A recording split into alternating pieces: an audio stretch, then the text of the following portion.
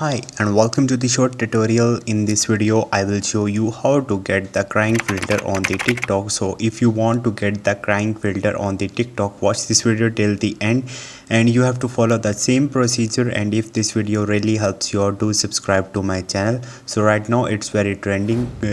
So how you can get it? So to do this, first of all you have to open your Snapchat. Once you will open it, you can simply click on this emoji button.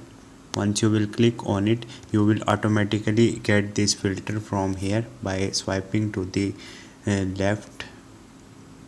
This is the filter. You can shoot a video on it.